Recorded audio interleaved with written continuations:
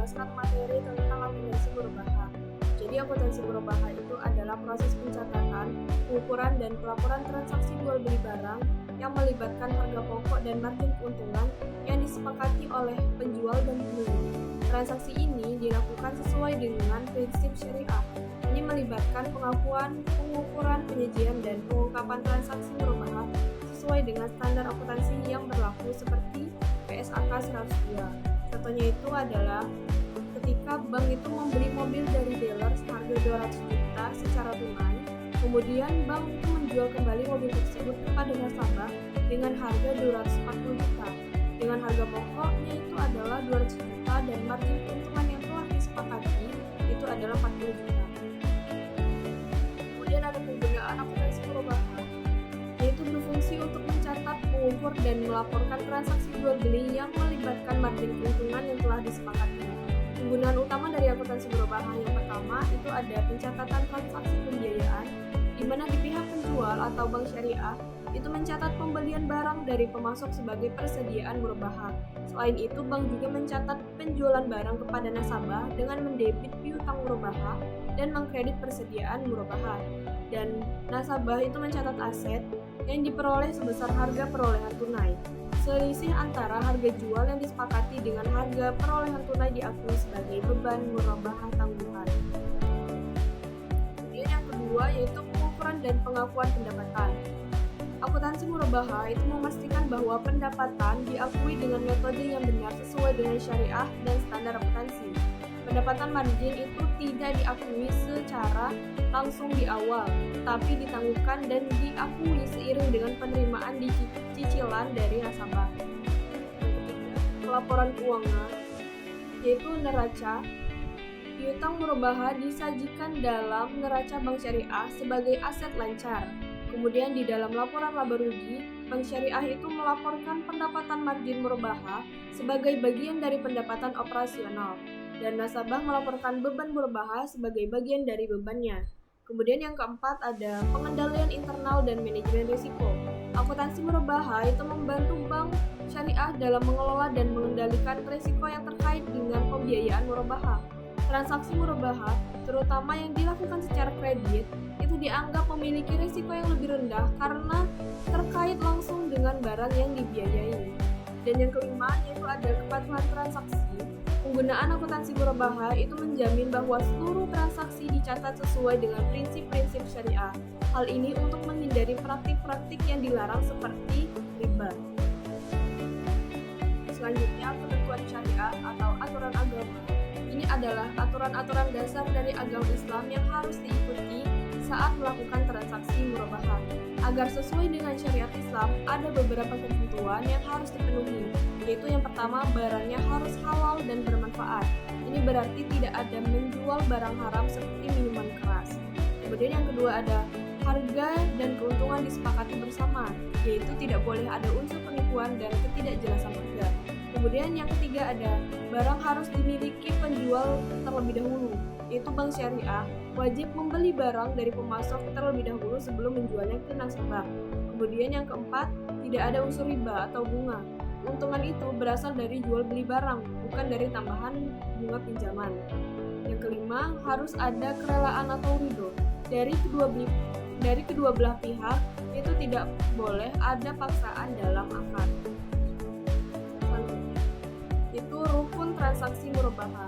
Rukun transaksi murbaha itu adalah unsur-unsur pokok yang harus ada agar akad jual beli ini sah menurut syariat Islam. Tanpa adanya salah satu rukun, maka transaksi murbaha itu dianggap tidak memenuhi ketentuan syariat. Yang pertama, syaratnya adalah penjual, yaitu bai. Pihak yang menjual barang itu biasanya adalah bank syariah atau lembaga pembiayaan syariah. Yang kedua ada pembeli atau mushtari, yaitu pihak yang membeli barang. Yang ketiga itu barang atau mabi, yaitu barang yang diperjualbelikan haruslah halal, jelas dan dimiliki penjual saat akad. Yang keempat itu harga atau saman, yaitu harga pokok ditambah dengan margin keuntungan, harus disepakati dan tidak boleh berubah setelah akad. Kemudian yang kelima itu ada akad, yaitu sihat, ijab dan kabul, yaitu pernyataan kesepakatan jual beli yang diucapkan atau tertulis. Ada pengawasan syariah dalam murabahah.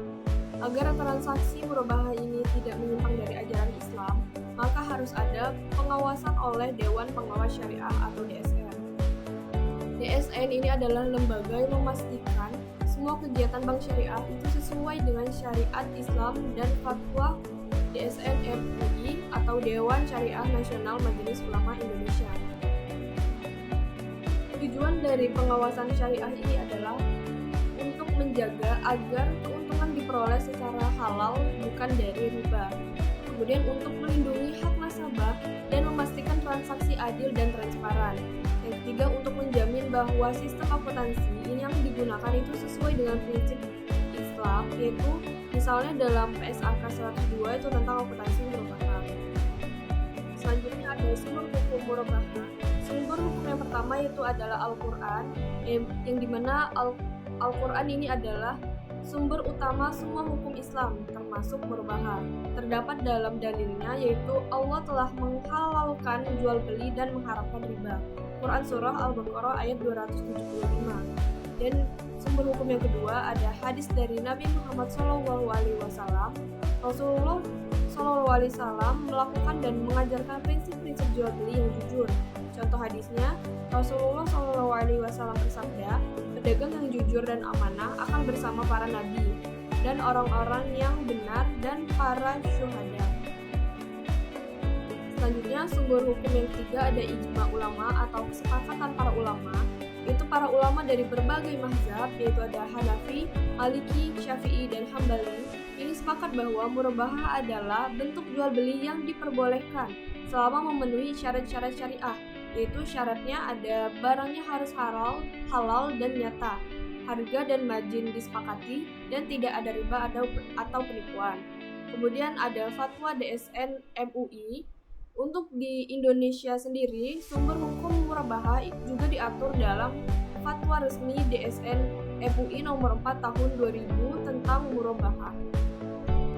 Dan materi yang kedua yaitu alur transaksi murabahah dan berakhirnya akad murabahah. Pengertian alur transaksi murabahah adalah serangkaian tahap atau proses yang dilalui dalam skema pembiayaan jual beli syariah di mana nasabah mengajukan pembiayaan, lembaga keuangan syariah LKS memberi barang yang dibutuhkan nasabah dari vendor, lalu menjualnya kembali kepada nasabah dengan tambahan margin kebutuhan yang disepakati. Jadi, alur transaksi murabahah umumnya dimulai dari pengajuan nasabah sampai dengan penjualan kembali kepada nasabah dengan margin keuntungan yang telah disepakati. Nah,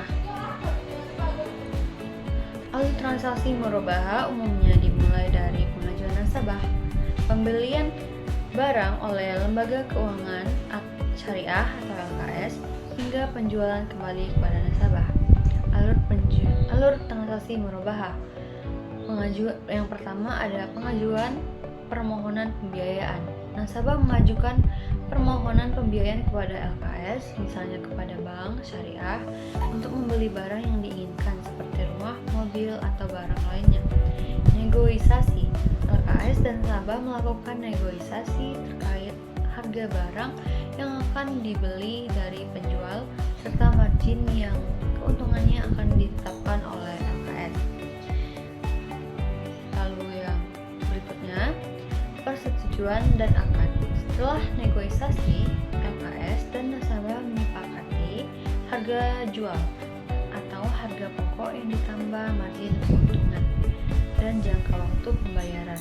Perjanjian ini dituangkan dalam sebuah akad murabahah yang ditandatangani oleh kedua pihak.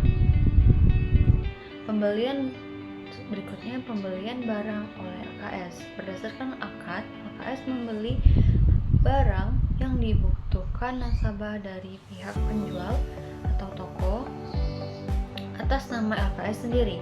Penyerahan barang. Setelah LKS membeli barang secara sah, LKS menyerahkan barang tersebut kepada nasabah. Pembayaran dan pelunasan. Nasabah membayar harga barang tersebut kepada LKS secara angsuran sesuai dengan jangka waktu yang disepakati dalam akad. Baik, yang kedua ada berakhirnya akad murabahah dikarenakan beberapa sebab. Yang pertama, selesainya masa berlaku akad. Ini terjadi ketika nasabah telah menyelesaikan seluruh kewajibannya dengan membayar lunas semua angsuran sesuai dengan jangka waktu yang telah disepakati. Kedua, pelunasan dipercepat. Nasabah melunasi sisa pembiayaan sebelum jatuh tempo. Bank Syariah biasanya akan memberikan diskon dari total harga jual sebagai insentif.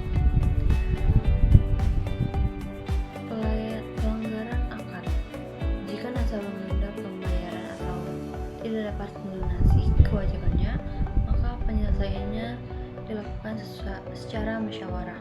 Jika tidak tercapai kesepakatan, penyelesaiannya bisa dilakukan melalui badan atribasi syariah atau pengadilan. Kesepakatan pemusatan akad. Dua belah pihak dapat sepakat untuk membatalkan atau memusatkan akad dengan alasan tertentu. Yang terakhir ada ketentuan di luar kendali. Jika nasabah mengalami kebangkrutan, maka bank harus menunda tagihannya sehingga nasabah tersebut bisa kembali membayar tagihan. Penyelesaian juga dapat dilakukan dengan cara berdasarkan kesepakatan dari kedua belah pihak yang mengedepankan prinsip keadilan. Standar akuntansi mudharabah di Indonesia adalah SAK 102. Akuntansi mudharabah yang dikeluarkan oleh Ikatan Akuntansi Indonesia atau disebut dengan IAI. Standar ini mengatur perlakuan akuntansi untuk transaksi mudharabah yang mencakup pengakuan, pengukuran, penyajian, dan pengungkapan transaksi tersebut bagi lembaga keuangan syariah dan pihak yang bertransaksi dengannya. Poin-poin utama PSAK 102 dan definisi mudharabah adalah akad jual beli barang dengan harga jual sebesar biaya memperoleh ditambah keuntungan yang disepakati. Penjualan wajib mengungkapkan biaya peroleh barang kepada pembeli. Tujuan pernyataan standar ini bertujuan untuk mengatur standar akuntansi atas transaksi murabahah. Cakupan SAK 102 berlaku untuk lembaga keuangan syariah sebagai penjual atau pembeli dan pihak-pihak yang bertransaksi mudharabah dengan lembaga keuntungan syariah atau kompensasi syariah. Penerapan standar ini mulai berlaku efisien per 1 Januari 2008 dan pengaktifan PSAK nomor 59. PSAK 102 telah direvisi pada tahun 2019. Penghitungan dan penjurnalan akuntansi mudharabah. Penghitungan dan penjurnalan akuntansi mudharabah melibatkan penghitungan keuntungan dan penjadwalan pembayaran yang dilakukan sesuai dengan prinsip syariah. Syarat pencatatan transaksi di jurnal saat uang muka diterima, pembelian barang, menyerahkan barang, dan penerimaan angsuran. Penghitungan keuntungan dapat menggunakan metode proporsional atau anuitas, sementara penjurnalan dicatat secara kronologis sesuai urutan transaksi. Misalnya debit piutang murabahah dan kredit aset murabahah, serta margin murabahah yang ditangguhkan dan menyerahkan barang. Penjurnalan akuntansi murabahah sebagai berikut. Penyajian dan pengungkapan transaksi murabahah atau PSAK 102. Pertama, penyajian laporan keuangan. A. Laporan fungsi keuangan atau neraca piutang murabahah sebesar nilai tagihan dikurangi margin belum diakui dan cadangan kerugian. Aset murabahah belum diserahkan, catatan sebagai persediaan. Uang muka atau rukun sebagai kewajiban hingga transaksi selesai atau dibatalkan. Keuntungan tangguhan. disajikan terpisah dari piutang murabaha. B. Laporan laba rugi. Pendapatan murabaha margin diakui proporsional anuitas sesuai jangka waktu akad. Keuntungan atau kerugian penjualan diakui saat barang diserahkan. Kerugian pembatalan dan penurunan nilai diakui pada periode terjadinya. 2. Pengungkapan disclosure. Perusahaan harus mengungkapkan secara jelas kebijakan akuntansi, metode pengakuan margin, perlakuan urun, denda, dan diskon. Informasi transaksi, saldo piutang, lancar dan macet, margin belum diakui, cadangan kerugian jenis murabaha, tunai atau tangguh atau bermasalah, serta agunan, risiko dan ketentuan, penurunan nilai, kebijakan penghapusan piutang, dan perlakuan atas diskon atau denda. Contoh kasus akuntansi murabaha mencakup pencatatan, pengukuran, penyajian, dan pengungkapan transaksi jual beli dengan margin keuntungan yang disepakati antara penjual dan pembeli. Contoh kasus akuntansi murabaha adalah pembelian mesin penggiling gabah oleh Bank Syariah dari dealer seharga 119 juta, lalu dijual kepada nasabah seharga 139 juta, termasuk keuntungan 20 juta. Dengan pembayaran angsuran selama 5 tahun, pencatatan akuntansinya mencakup jurnal saat bank membeli barang, saat bank menjualnya kepada nasabah, dan jurnal penerimaan angsuran serta pengakuan piutang secara berkala.